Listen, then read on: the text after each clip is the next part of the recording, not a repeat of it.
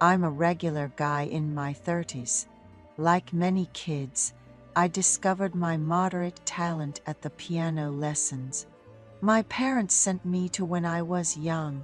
Back then, it felt a bit odd for a boy to be attending piano lessons, but I actually enjoyed it. However, the world is full of true geniuses.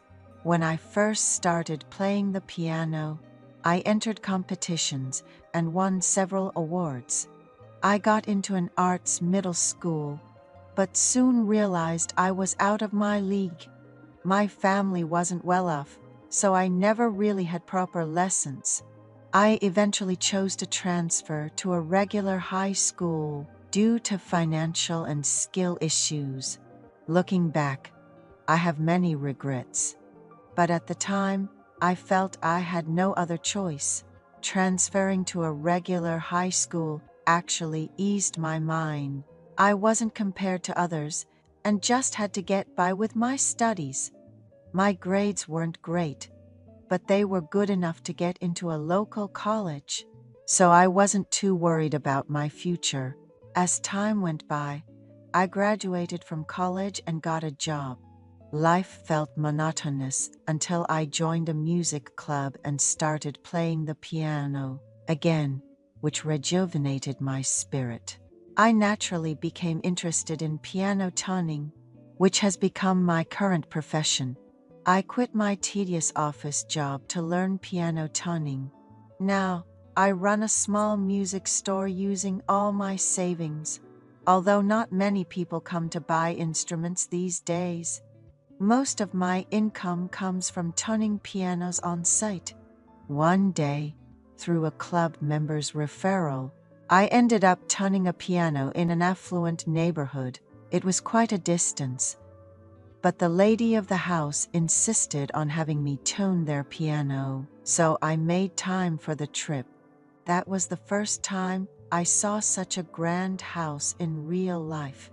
It had a tall fence, a private garage, and when I entered, the courtyard unfolded like a palace, leaving me in awe. However, I tried not to gawk too much and politely greeted the lady upon entering. I heard from an acquaintance that her husband had been a professional for many years before retiring. Although in her early 60s, the lady did not look her age at all, appearing more like in her mid-50s, thanks to excellent self-care. Had I not been told, I would have thought she was younger than my parents. Her children were all professionals, and she even had grandchildren. Her demeanor was elegant, and she was strikingly beautiful, surprising me at first glance.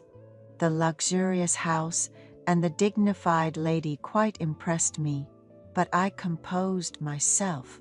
The area was lined with affluent houses, and I hoped that doing a good job might lead to more referrals and a slightly easier way to increase my income. Tuning the piano didn't take long at all. Considering it had never been serviced before, it was in surprisingly good shape. In just under an hour of diligent work, the lady of the house began to strike up a conversation with me. She casually asked from her seat, "How did you get into this line of work?" I was a bit bored at the time, so I shared my story briefly. I used to dream of becoming a pianist, but due to financial reasons and realizing my own limitations, I gave it up, I replied, to which she gave a wistful look. She then confided in me. I understand that feeling all too well.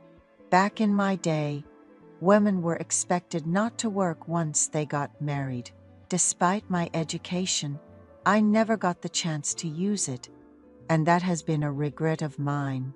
Continuing, she said, "Now, I'm busy looking after my grandchildren, picking them up from school while my own children are at work during the quiet hours of the day.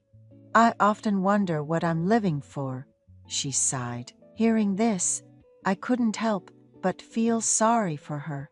So I encouraged her. "It's never too late to start doing what you love. Don't put it off or give up. I quit a perfectly good job to pursue tunning full-time. She gave a slight smile at my words. Then, standing up and approaching me, she asked, "Do you really think so?" Suddenly, I felt nervous, my throat going dry. As she came closer, my heart raced. Could it be that something I hadn't even dared to imagine was about to happen? My hands were sweating as I hadn't finished tuning the piano, unable to speak, just looking at her. Then, unexpectedly, she kissed me. When I didn't respond, she stepped back and apologized. "It was a mistake. I'm sorry." But then, feeling some sort of defiance, I kissed her back. We ended up having a tender and beautiful time together. I had never imagined that I would find love with a woman 20 years my senior, but she was so well preserved and beautiful that I felt no aversion. As the grandchildren's return was imminent, we hurriedly arranged our surroundings. She said she would call me again to finish the tuning that we hadn't completed today, leaving her business card behind. Without any further ado, I left my business card on the piano and exited. As I returned to my car, pondering whether this was a dream or reality, my phone beeped with a notification. The travel expenses had been deposited. In the midst of my routine life, one day, I received a call from an unknown number. It was a middle-aged woman who said, "I got your contact from a recommendation. Could you come over for some tuning?" Naturally, I agreed and headed to the address she provided. The house was like a mansion. Honestly, I wasn't sure why she recommended me, but I gathered all the necessary equipment for tuning and was led by the housekeeper to the room. It was a room with floor-to-ceiling windows, and a Steinway piano was placed in the center. I was genuinely surprised as I had never seen one in person before. The lady of the house entered and said with a smile, "You're here for the tuning, right? Please have a look. It hasn't been played for quite some time." I had never touched such an expensive piano before, so my confidence was shaken. I worried about damaging it. Upon inspection, it seemed there was nothing for me to adjust.